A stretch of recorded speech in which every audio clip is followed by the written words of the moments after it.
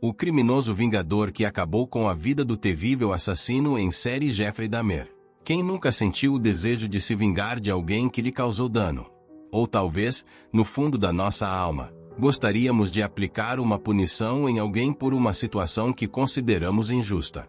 No fundo, todos nós já quisemos agir como uma espécie de vingadores, mesmo quando o vilão não nos causou mal diretamente, mas a um grupo que percebemos como inocente.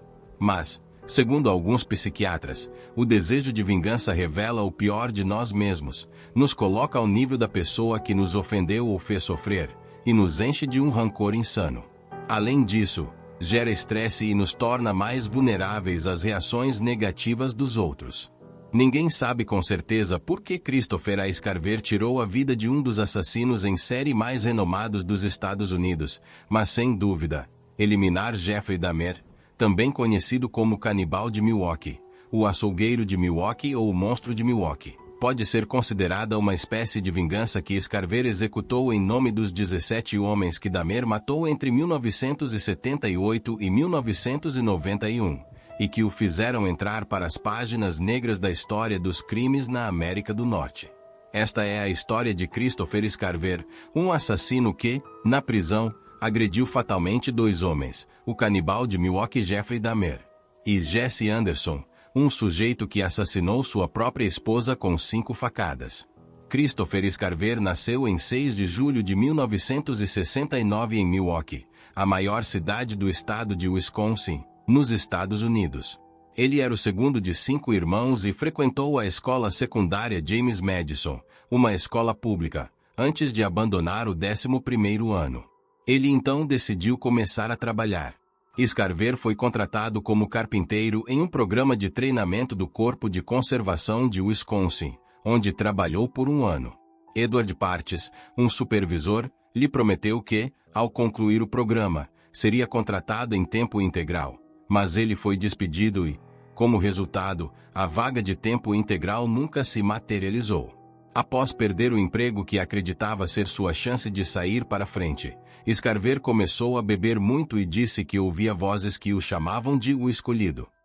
Ele consumia garrafas de cerveja de 40 onças e, no mínimo, 4 cigarros de maconha por dia.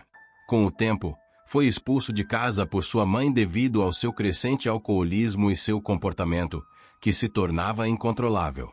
Para agravar seus problemas, sua namorada estava grávida. Foi nesse ponto que ele começou a contemplar se vingar do programa que o contratou. Em 1º de junho de 1990, Scarver, com apenas 21 anos, voltou ao seu antigo local de trabalho, o escritório do Programa de Treinamento do Corpo de Conservação de Wisconsin, com uma pistola semiautomática de calibre .25. Lá, ele encontrou Steve Ullman, um jovem de 27 anos, que agora era o supervisor substituto de Edward Partes. Christopher exigiu dinheiro em espécie de Ullman, mas o homem só lhe deu $15. Scarver então disparou na cabeça dele e fixou seu olhar em John Follen, o administrador do local. "Você acha que estou brincando? Preciso de mais dinheiro", gritou Scarver. O criminoso continuou pressionando por mais dinheiro e atirou em Follen 2 vezes mais até conseguir que ele lhe entregasse um cheque de $3.000, com o qual finalmente escapou. Horas depois, a polícia prendeu Scarver sentado na entrada do edifício de apartamentos de sua namorada, com a pistola semiautomática usada no crime e o cheque no bolso. Ele disse aos oficiais que o prenderam que sabia que o que havia feito estava errado e que planejava se entregar. Embora Scarver nunca tivesse tido problemas com a lei, ele se declarou inocente por causa de uma doença mental. Os psiquiatras afirmaram que ele podia ser julgado, e em abril de 1992, Scarver foi declarado culpado e sentenciado à prisão perpétua. O juiz do Tribunal de Circuito do Condado de Milwaukee disse que era irônico que um programa de treinamento no centro da cidade, projetado para combater a desesperança gerada pelo crime, fosse o alvo da fúria assassina de Christopher Scarver. O juiz estabeleceu a data de liberdade condicional mais cedo possível para 13 de abril de 2000, 37 anos após o assassinato estilo execução de Steven J. Lohman, de 27 anos, e o enviou para a Instituição Correcional de Columbia, em Portage, Wisconsin. 2 anos depois de estar preso, ocorreu um episódio que levaria Christopher Scarver às capas de todos os jornais de Wisconsin e de grande parte dos Estados Unidos. Na manhã de 28 de novembro de 1994, Scarver foi designado para uma equipe de trabalho com outros 2 prisioneiros, Jesse Anderson e Jeffrey Dahmer. O trio deveria limpar o banheiro da academia da prisão. Quem eram esses 2 prisioneiros que acompanhavam Scarver naquele dia? O açougueiro de Milwaukee foi o nome dado pelos meios de comunicação a Jeffrey Lionel Dahmer, um assassino em série nascido em Milwaukee, Wisconsin, em 21 de maio de 1960, e responsável pela morte de 17 homens entre 1978 e 1991. Dahmer confessou todos os seus crimes. Admitiu que havia devorado os bíceps de algumas de suas vítimas e, com um nível excessivo de detalhe, afirmou que se masturbava diante dos pedaços humanos e das caveiras daqueles que matou e considerava bonitos. Não queria perdê-los. Também relatou a sensação de êxtase e poder que experimentava ao permanecer ao lado deles após matá-los e conservar seus crânios. Seu modus operandi era convidar homens jovens para ver pornografia ou tirar algumas fotos em sua casa. Ele colocava uma droga na bebida deles, os estrangulava, os violava e se masturbava sobre o corpo. Depois tirava fotografias do cadáver e de cada etapa da desmembramento. Costumava usar ácidos para transformá-los em uma espécie de zumbis e fazê-los agir de maneira dócil, sem dúvida, um ser temível que gerou comoção nos Estados Unidos. Foi detido em 22 de julho de 1991, depois que Tracy Edwards, sua última vítima, conseguiu escapar. Algemado, a polícia entrou no apartamento de Dahmer e descobriu várias fotografias de cadáveres humanos e uma cabeça no congelador, ainda com a carne intacta, que pertencia a uma de suas últimas vítimas. As paredes da casa estavam cheias de rastros de sangue e no local havia corpos mutilados, 7 crânios e muitos ossos. Em 1992, o júri do caso o declarou mentalmente são e, como consequência, foi sentenciado a 15 cadeias perpétuas consecutivas. Foi enviado ao Instituto Correcional de Columbia, onde, inicialmente, não tinha contato com os prisioneiros comuns por sua própria segurança, mas depois pediu às autoridades para ter mais contato com os outros prisioneiros e começou a comer com eles e a realizar algumas tarefas de limpeza. O outro prisioneiro que esteve junto a ele em 28 de novembro de 1994 foi Jessica Anderson, que era um administrador casado e com 3 filhos, levando uma vida normal até 21 de abril de 1992, quando, sem razão aparente, apunhalou 5 vezes a esposa Bárbara na face e na cabeça, e depois se apunhalou 4 vezes no peito. Embora a maioria de suas feridas tenha sido superficial, a mulher entrou em coma e morreu 2 dias depois devido aos ferimentos. Anderson culpou 2 homens afro-americanos pelo ataque a ele e à sua esposa e entregou à polícia um boné de basquete que alegou ter sido roubado da cabeça de um dos atacantes. Mas, quando os detalhes do crime foram divulgados, um estudante universitário informou à polícia que Anderson lhe havia comprado aquele boné alguns dias antes. Além disso, foi comprovado que a faca de pesca de Cabo Vermelho usada no assassinato de Bárbara havia sido comprada por Anderson algumas semanas antes. Como consequência, Anderson foi acusado de assassinato e, em 13 de agosto de 1992, foi declarado culpado e condenado à prisão perpétua sem possibilidade de liberdade condicional por 60 anos. A morte dos assassinos. Desde que chegou à instituição correcional de Columbia, em Wisconsin, quase ao mesmo tempo que Dahmer em 1992, Scarver soube imediatamente que deveria manter uma distância segura do assassino em série, o monstro de Milwaukee, que tinha uma escolta pessoal de pelo menos um guarda a todo momento quando estava fora de sua cela devido às suas fricções com outros prisioneiros. Discussões acaloradas entre Dahmer e outros prisioneiros eram frequentes. Como um lobo solitário, Scarver observava Dahmer de longe no pátio da prisão, mas nunca se aproximou dele porque não queria se tornar o alvo de seu humor repulsivo. Nunca interagi com ele, disse depois, em declarações à imprensa. Na manhã de novembro de 1994, Scarver, de 25 anos, Dahmer e Anderson estavam cumprindo suas tarefas de limpeza quando os oficiais do correccional os deixaram sem supervisão e sem algemas. Parece que ocorreu uma briga. Scarver golpeou os outros dois homens com uma barra de 20 polegadas que havia retirado de um equipamento de exercício na sala de pesos da prisão. O que aconteceu naquela manhã não está completamente claro. Em 2015, o jornalista James Rama, do New York Post, escreveu uma nota após entrevistar Scarver. Segundo a publicação, Scarver acreditava que Dahmer estava arrependido de seus crimes. Odiava Dahmer porque ele costumava fazer piadas macabras, como colocar a comida da prisão como se fossem membros amputados, aos quais ele borrifava molho de tomate para simular sangue e os colocava em lugares estratégicos para que os outros prisioneiros os vissem, disse Scarver. Dahmer cruzou a linha com algumas pessoas, prisioneiros, pessoal da prisão. Algumas pessoas que estão na prisão estão arrependidas, mas ele não era um deles, disse. O pastor Roy Radcliffe, que prestava serviço na prisão, contou que Dahmer costumava fazer piadas sobre seu passado canibal quando via um guarda nervoso e parado perto o suficiente para ouvi-lo. Ele dizia, "Eu mordo." Normalmente, o guarda saltava, e isso fazia com que Def visse, disse Radcliffe. De certo modo, ele brincava com sua imagem para exagerá-la e fazer com que as pessoas tivessem mais medo.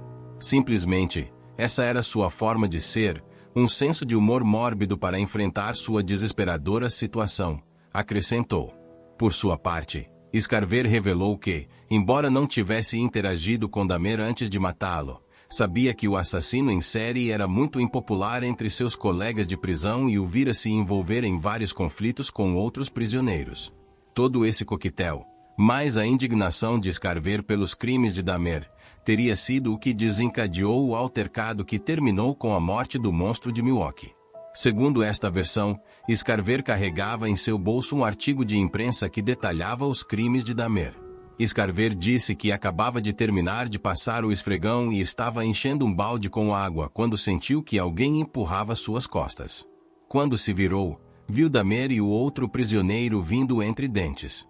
Olhei diretamente para os olhos deles e não pude dizer quem o fez, disse Christopher Scarver. Mas, depois que os três homens se separaram, Scarver decidiu seguir Dahmer até o vestiário. Sentia repulsa pela luxúria pela carne do canibal abusador de jovens. Pegou uma barra de metal da sala de pesos de 20 polegadas e 5 libras e confrontou Dahmer com o artigo de imprensa que carregava no bolso. Desgostoso, perguntou ao assassino em série se ele realmente fazia aquelas coisas descritas na nota. Ele estava surpreso e começou a procurar pela porta bastante rápido, mas eu a bloqueei, disse Christopher Scarver. Quando Dahmer tentou escapar, Scarver pegou a barra de metal e a balançou em direção à sua cabeça. Com 2 movimentos da barra, ele atravessou o crânio. O monstro de Milwaukee terminou morto e eu abaixei a cabeça, disse Christopher Scarver. Ele cruzou casualmente pelo ginásio e entrou em um vestiário onde Anderson, de 37 anos, estava trabalhando. Ele parou por um segundo e olhou ao redor para ver se havia algum funcionário por perto. Mas não havia nenhum, e o atacou igualmente com a barra na cabeça. Quando retornou à sua cela mais tarde, um oficial perguntou por que ele não estava trabalhando. Foi então que 2 agentes encontraram seus companheiros de prisão gravemente feridos. Dahmer morreria mais tarde a caminho do hospital, enquanto Anderson sobreviveu por mais 2 dias antes de falecer no hospital da Universidade de Wisconsin em Madison, depois que os médicos retiraram o suporte vital. Scarver disse que não acreditava que fosse acidental que Dahmer tivesse terminado morto naquela manhã, já que os funcionários da prisão sabiam que ele odiava o louco e queriam vê-lo morto.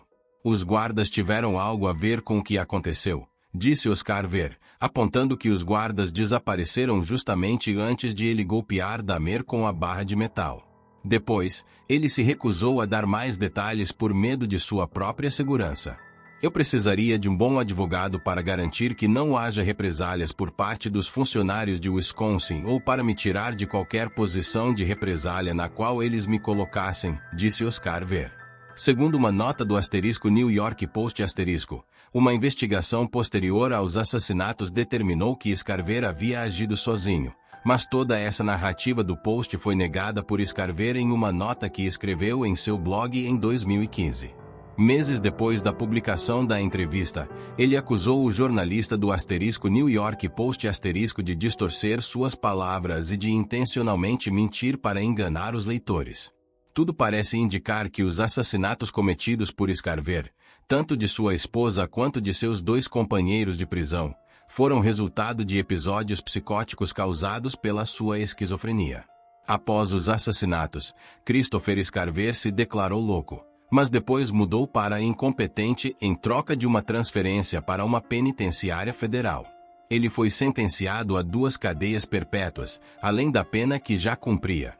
Após os assassinatos na prisão, ele esteve em confinamento solitário durante 16 anos. Por essa razão, em 2005, ele entrou com uma ação federal de direitos civis contra funcionários do Programa de Segurança da Prisão de Wisconsin, alegando que havia sido submetido a um castigo cruel e incomum, contrário aos seus direitos constitucionais. No entanto, um juiz de um tribunal de distrito desconsiderou a ação contra vários dos acusados e decidiu que as ações dos funcionários restantes não poderiam ser consideradas ilegais. Scarver apelou, sem sucesso, da decisão em 2006. Mais tarde, a juíza do Tribunal Federal de Distrito ordenou que Scarver e outras 3 dezenas de prisioneiros com doenças mentais graves fossem realocados. Scarver foi transferido de prisão em prisão até que finalmente chegou ao seu atual lar, o Centro Correcional Centennial em Cannon City, Colorado. Ele foi avaliado por entre 10 e 20 médicos da prisão, mas o homem ainda não entende seus problemas mentais. De fato, em busca de uma explicação, ele em parte culpa a comida da prisão por sua loucura. Descobri em minha própria pesquisa qual é o problema: certos alimentos que me provocam um surto psicótico, pão e açúcar refinado. Esses são os principais culpados, disse o assassino. Scarver, poeta e escritor na prisão, cultivou sua faceta como poeta e escritor. Primeiro, começou com um blog. Posteriormente, publicou livros autoeditados que podem ser comprados na Amazon. Ele escreve canções, composições musicais, contos, poemas e também se dedica à arte e a desenhar propostas de política carcerária. Ele também se interessa em estudar engenharia mecânica e industrial em uma iniciativa que propôs para que a população penitenciária pudesse assistir à universidade. Um de seus livros tem o nome de O Menino que Deixaram para Trás, e, segundo a sinopse que aparece na Amazon, é uma visão poética do mundo visto através dos muros da prisão. A poesia de Christopher descreve sua jornada da desesperança à esperança, da desconfiança ao encontro do bom nos outros. Seu propósito é obter uma educação e criar uma segunda oportunidade para aqueles que desejam uma. No atual sistema penitenciário dos Estados Unidos, diz o texto que acompanha a descrição do livro. Em 2012, um agente que o representava anunciou que Scarver estava disposto a escrever um livro sobre o assassinato de Dahmer, 17 anos depois do brutal assassinato do notório canibal Jeffrey Dahmer, o homem que o golpeou até a morte. Agora com 42 anos, ele queria vender a ideia para editores de livros. Segundo seu agente, Scarver queria revelar todo tipo de detalhes sobre o assassinato de Dahmer, incluindo suas últimas palavras, bem como os jogos mentais sádicos e doentios e as brincadeiras pesadas que Dahmer fez com os funcionários da prisão e outros prisioneiros. Além disso, ele também desejava compartilhar as lições de vida que aprendeu desde o assassinato até agora. Tal livro ainda não foi publicado. Durante todo o seu tempo na prisão, Chris continuou presente na vida de seu filho, também chamado Chris Carver, quem apontou que luta para sempre seguir um caminho de retidão e honradez, contando até com o apoio de seu pai. A história de Christopher Scarver permite ver a dificuldade de abordar adequadamente uma doença mental sem um diagnóstico adequado nem tratamento. Ninguém soube determinar o transtorno do homem, que muito em breve o levou a uma prisão perpétua quando tinha apenas 21 anos, e até mesmo atrás das grades, ele foi capaz de matar novamente. Uma explicação real do que aconteceu agora, após vários anos sob condições de segurança máxima, parece que ele conseguiu encontrar paz, refugiando-se nas letras. Mas ninguém esquece que ele foi capaz de tirar a vida sem remorsos de um dos piores assassinos em série da história. Esse foi o crime de hoje, espero que tenham gostado. Comentem sempre com respeito e até o próximo vídeo.